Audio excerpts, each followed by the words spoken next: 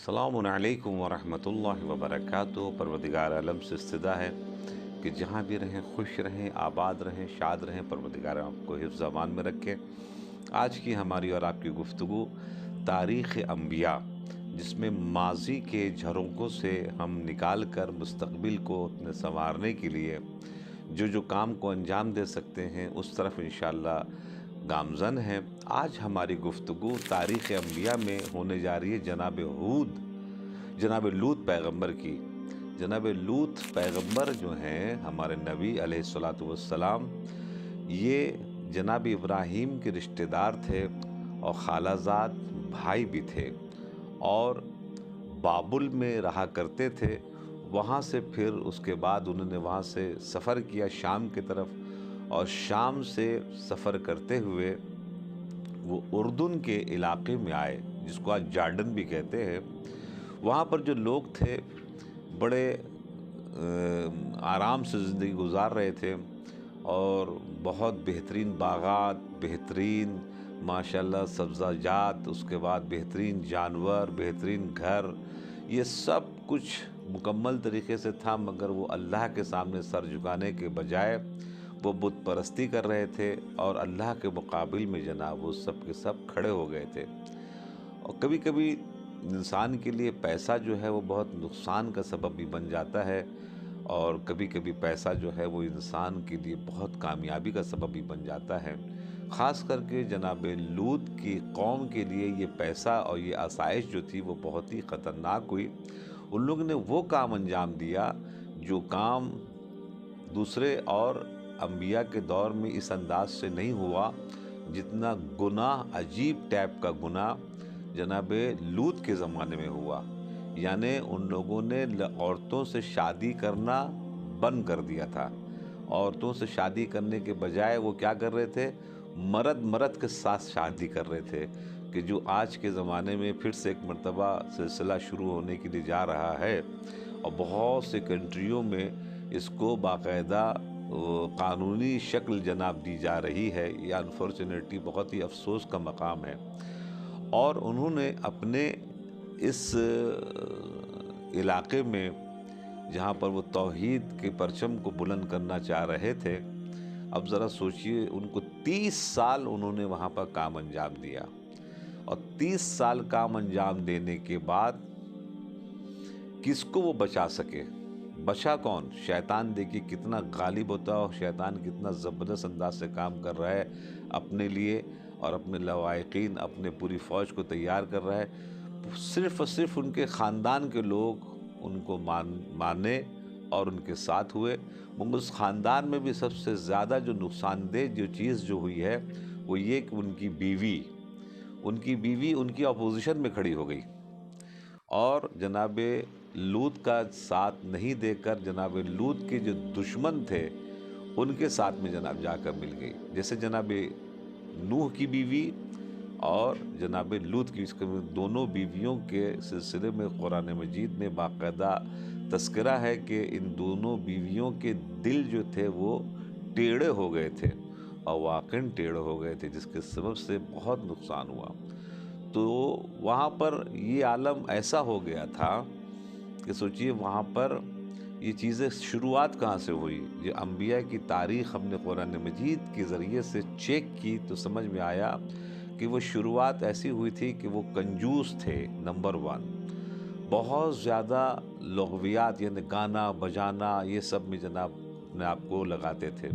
اس کے بعد پھر جناب جس علاقے میں وہ سب بسے ہوئے تھے وہ ٹرانزٹ کا علاقہ تھا۔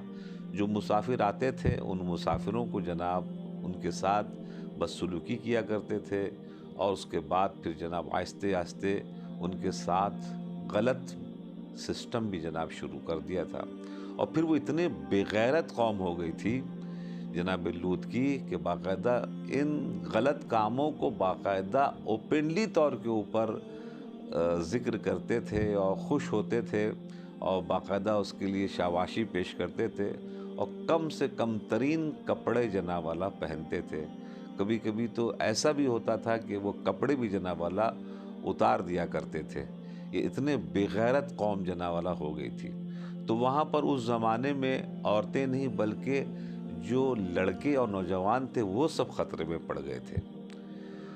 جناب لوط نے بہت سمجھایا ان لوگوں کو، مگر وہ جناب سمجھے نہیں۔ آخر میں وہ بیچارے اپنے طور کے اوپر اپنی کاشتکاری کیا کرتے، چونکہ انبیاء کرام اکثر و بیشتر دو کام ضرور کیا کرتے تھے، وہ یا وہ جانور مثال کے طور کے اوپر گوسفند وغیرہ چرانا، یا پھر کھیتی کسانی۔ تو کھیتی کسانی کر کے وہ اپنے سسٹم کو جناب لے کر آگے بڑھ رہے تھے۔ خرچ وغیرہ کے اعتبار سے جناب لوط علیہ السلام، اور اسی زمانے میں کچھ حسین ترین نوجوان ان کے کھیت میں پہنچ گئے اور مہمان بننا چاہا۔ تو اب بیچارے وہ گھبرا گئے زبردست انداز سے کہ ایسے خطرناک دور میں یہ ہمارے مہمان بنیں گے تو پھر جو ہمارے علاقے کے لوگ ہیں وہ تو زبردست طریقے سے ان کے پیچھے لگ جائیں گے۔ تو انہوں نے کوشش کیا کہ شام ہو جائے تب میں اپنے گھر ان مہمانوں کو لے کے جائیں، تاکہ مہمان ہمارے جو ہے وہ آرام سے ان کے ساتھ ہم خدمت اور مہمانداری جناب ان کی ہم کر سکیں۔ جب شام ہوئی، اندھیرا ہوا، تب وہ جناب اپنے گھر کی طرف لے کر چلے ان مہمانوں کو۔ تو وہ مہمان بظاہر جو تھے وہ انسان کے تھے، مگر وہ سب لوگ انسان نہیں تھے، کچھ اور تھے۔ وہ میں بھی آگے چل کے جناب والا بتاؤں گا وہ کون تھے۔ مگر آدمی باہر کے دشمنوں سے تو لڑ لیتا ہے، کامیاب ہو جاتا ہے۔ جناب لوط بھی مستقل طور کے اوپر 30 سال تک لڑ رہے تھے، مگر جب کوئی گھر کے اندر میں دشمن ہو جائے تو پھر اس سے لڑنا بہت مشکل ہو جاتا ہے۔ تو گھر کے اندر میں دشمن کون ہوا؟ گھر کے اندر میں دشمن خود ان کی بیوی جناب دشمن ہو گئی، اور آخر میں اس نے گھر کے اوپر چڑھ کر چلایا، آگ روشن کی، اور علاقے کے لوگوں کو بتا دیا، اے لوگوں گھبراؤ مت، کہاں ہو تم لوگ؟ بہترین جوان ہمارے شوہر کے گھر میں آئے ہوئے ہیں، آؤ ان کے اوپر حملہ کرو۔ اور اس کے بعد پھر پورے علاقے کے لوگ جو ہے جناب لوط کے گھر کی طرف، پیغمبر کے گھر کی طرف جہاں ان کے مہمان آئے ہوئے تھے، اپنے مہمان کو لے کے تھے۔ بیوی نے خیانت کیا، اور وہ تمام کے تمام لوگ جب پہنچنے لگے، جناب لوط بیچارے بہت شرمندہ ہوئے اپنے مہمانوں کے سامنے کہ اے کاش ہم کچھ کر سکتے ہوئے، اے کاش ہم ان کو بچا سکتے۔ آخر میں ان مہمانوں نے اپنی اصلیت کھولی، آپ گھبرائیں مت، آپ پریشان نہ ہو، ہم انسان نہیں ہیں، یہ سب جو آ رہے ہیں ان کو آنے دیجئے۔ کہا آپ کون ہیں؟ کہا کہ ہم سب کے سب فرشتے ہیں، اللہ کی طرف سے ہم آئے ہیں ان لوگوں کو عذاب دینے کے لیے، ان کو آنے دیجئے۔ اور آنے کے بعد چاروں طرف سے وہاں کے لوگوں نے گھر کو گھیر لیا، اور گھر کو گھیرنے کے بعد باقاعدہ بدتمیزی کرنے لگے جناب لوط کے ساتھ۔ اور آخر میں ان میں سے جو مہمان نے، ایک نے مٹی اٹھا کے ان کے چہروں کی طرف ماری، جس کے سبب سے وہ سب کے سب نابینا ہو گئے، اور پھر وہ اپنے قوم کی طرف بھاگے۔ تو پھر بھی اللہ نے چانس دیا کہ عذاب اگر آئے گا تو صبح آئے گا، اور آخر میں یہ لوگ رکے نہیں، اور پھر صبح پوری کی پوری قوم آئی پھر سے ایک مرتبہ حملہ کرنے کے لیے۔ تو ادھر سے اللہ کا حکم آیا جناب لوط کو کہ آپ اپنے خانوادے جو آپ کے راستے کے اوپر آپ کے ساتھ ہو چکے ہیں ان کو لے کر اس علاقے سے آپ نکل جائیے۔ اور جناب لوط نے ایسے ہی کیا، اپنے تمام افراد کو لے کر اس علاقے سے جناب نکل گئے۔ جب اس علاقے سے وہ نکلے ہیں، ان کی بیوی ان کے ساتھ نہیں ہوئی، ان کی بیوی جو ہے وہ جناب دشمنوں کے ساتھ رہ گئی۔ اور پھر ایک مرتبہ جب جیسے جناب لوط باہر نکلے، عذاب الہی آنے کا سلسلہ شروع ہو گیا۔ کیا عذاب آیا سنیں گے آپ؟ جیسے بارش کے زمانے میں پانی کی بوندیں گرتی ہیں، بڑے بڑے پتھر آسمان سے گرنا شروع ہوئے۔ اب جو بارش کے قطرے جیسے ایک کے بعد دوسرے، دوسرے کے بعد تیسرے جناب والا پڑتے ہیں، ویسے ہی بڑے بڑے پتھر جو تھے اس شہر میں جناب گرنا شروع ہوئے۔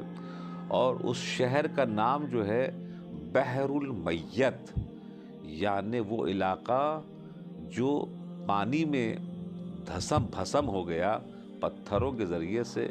اور دوسرا بھی اس کا ایک نام جو ہے وہ مدائن موافقات، یعنی کہتے ہیں مثال کے طور کے اوپر وہ علاقہ جو تہو بالا کر دیا گیا ہے۔ خدمت میں آپ کے عرض کریں کہ پتھروں کے اندر یہ جتنے بھی مجرم تھے وہ دب گئے، اور دبنے کے بعد جو ہے جناب وہیں پر مر گئے۔ وہ شہر جو بالکل شاداب تھا، بہترین تھا، وہ بالکل ویران ہو گیا، قبرستان بن گیا، اور پھر ویرانے میں تبدیل ہو گیا۔ اس واقعے کو جو ہم نے آپ کی خدمت میں بیان کیا، یہ تذکرہ سورہ شعراء میں 161، 162، 163، 165، 166، 167، یعنی مستقل طور کے اوپر لائن سے آیات میں اس کا تذکرہ ہوا، جو میں نے بھی آپ کی خدمت میں بیان کیا ہے۔ سورہ شعراء میں، پھر 169 کے بعد سورہ عنکبوت میں 31، 32، سورہ ہود میں 77، سورہ حجر میں 68، 69، 70۔ ان تمام سوروں کا جو میں نے بھی آپ کو ایڈریس دیا، میرے پاس ٹائم نہیں ہے کہ ہم ایک ایک سورے کو پڑھ کے آپ کی خدمت میں بیان کریں، کیونکہ ایک مختصر سے ٹائم میں یہ ہم ان لوگوں کے لیے اشارہ دے رہے ہیں جو تحقیق کرنا چاہتے ہیں۔ ان سوروں کی طرف جائیں، اس نمبر کو دیکھیں تو اب ان کو سمجھ میں آ جائے گا کہ جناب لوط کے سلسلے سے مکمل طریقے سے تذکرہ پروردگار عالم نے کس انداز سے بیان کیا ہے۔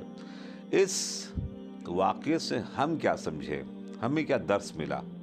ہمیں درس یہ ملا کہ جو اللہ نے سسٹم کیا ہے، اس سسٹم کو اگر آپ توڑیں گے تو پھر اللہ کی سنت یہ ہے کہ پتھر برسے گا۔ وجہ کیا تھی؟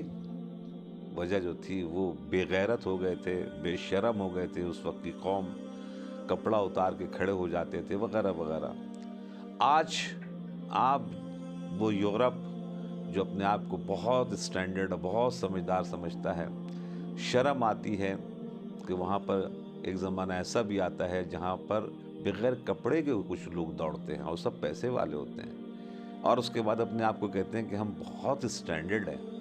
بہت سے ملکوں میں باقاعدہ مرد اور عورتوں کی شادی جو ہے وہ باقاعدہ طور کے اوپر ویلڈ ہو گئی ہے، قانونی شکل اختیار کر گئی ہے۔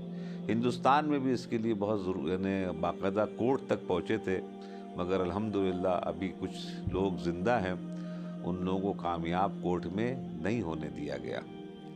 خدمت میں آپ کس کریں کہ اس کا جو عذاب جو آیا، وہ عذاب مکمل طریقے سے وہ شہر تباہ ہو گیا۔ وہ شہر اب ہو گیا میت کا شہر، مردوں کا شہر۔ پھر وہ شہر آباد نہیں ہوا۔ وہ آج بھی جارڈن کے علاقے میں، یعنی اردن کی جگہ کے اوپر، اردن کے علاقے میں وہ جگہ موجود ہے جہاں پر یہ قوم رہا کرتی تھی۔ اس کے بعد وہاں پر کوئی نہیں بس سکا، جبکہ بہت سرسبز و شاداب، بہترین کھیتی کسانی، بہترین جانور، سب کچھ ہونا، سب کچھ بیکار ہو گیا جب آپ سسٹم کے خلاف جائیں گے۔ اللہ نے جو سسٹم کیا ہے، تو سسٹم کو اگر آپ توڑیں گے تو پھر قدرت پھر جب ایک مرتبہ آپ کو وقت دے گی اور مہلت دے گی، اور جب اس مہلت کے آپ ختم ہو جائے گی تو پھر اس کو کوئی روک نہیں سکتا۔ نبی کے ساتھ جتنے لوگ تھے، چاہے ان کے خاندان ہی کے افراد تھے، وہ سب بچ گئے۔ اس کا مطلب یہ ہوا کہ اگر آپ کو بچنا ہے اس دنیا میں، تو جو بھی اللہ کا نمائندہ ہے، آپ کے علاقے میں عالم کی شکل میں ہو، آیت اللہ کی شکل میں ہو، خدمت اسلام کرنے کے اعتبار سے ایک دیندار شخصیت ہو، اس کے ساتھ رہیے، اس کے ساتھ دیجئے، اس کی ہمکاری کیجئے، اس کی اپوزیشن میں کھڑے مت ہوئیے۔ کوئی فائدہ آپ کا نہیں ہوگا سوائے نقصان کے۔ اور پھر آپ کے بچے بھی جناب والا اس چیز کو دیکھیں گے نا کہ بھئی ہمارے بزرگان جو ہیں، ہمارے گھر کے افراد علماء کی عزت کرتے ہیں، تو پھر تقریباً وہ بچے بھی عزت کریں گے۔ تو اس لیے ہم نے آج کی اس درس میں یہ سیکھا کہ دنیا میں اگر رہنا ہے تو اللہ کی سنت الہی کے ساتھ رہو، تاکہ بچے رہو، دنیا میں بھی کامیاب رہو، آخرت میں بھی کامیاب رہو۔ اور اگر تم نے دنیا کے اندر میں اللہ کے سسٹم کے خلاف ورزی کی، تو پھر پتھروں کی بارش کے لیے آمادہ ہو جاؤ کہ تمہارے اوپر پتھر برسیں گے، چونکہ اس لیے ماضی میں بھی پتھر برسے ہیں۔ اور اللہ نے کہے وَلَن تَجِدُ لِسُنَّتِ اللَّهِ تَبْدِيلًا، اللہ کی سنت میں کوئی تبدیلی نہیں ہوگی، یعنی کہ جو پہلے ہو چکا ہے وہ بعد میں بھی ہوگا۔ تو آج دنیا میں جو حالات ہو رہے ہیں، وہ حالات سے سمجھ میں آ رہا ہے کہ دنیا کہاں پر جانے کے بعد اب پہنچ رہی ہے۔ اور جتنے زیادہ مساقتوں پر اس چیزوں سے قریب ہوں گے اتنا ہی عذاب الہی سے قریب ہو جائیں گے۔ پروردگار عالم سے یہ دعا ہے اس ماہ مبارک رمضان میں دنیا کے تمام لوگوں کو ہدایت پروردگار عنایت فرما، مومنین مومنات دنیا میں جہاں جہاں پر بھی ہیں ان کی جان مال عزت آبرو کی حفاظت فرما۔ فلسطین میں جو ہمارے مظلوم بچے عورتیں اس وقت رمضان کے مہینے میں بھی افطار کے لیے بیچارے آگے بڑھ رہے ہیں تو ان کو گولیوں سے بھون دیا جا رہا ہے، پروردگار ان کی مدد فرما اور ظلم کو نیست و نابود فرما اور مظلوم کو کامیابی اور کامرانی عنایت فرما۔ اپنا بہت خیال رکھیے گا، دعاؤں میں یاد رکھیے گا۔ والسلام علیکم ورحمۃ اللہ وبرکاتہ۔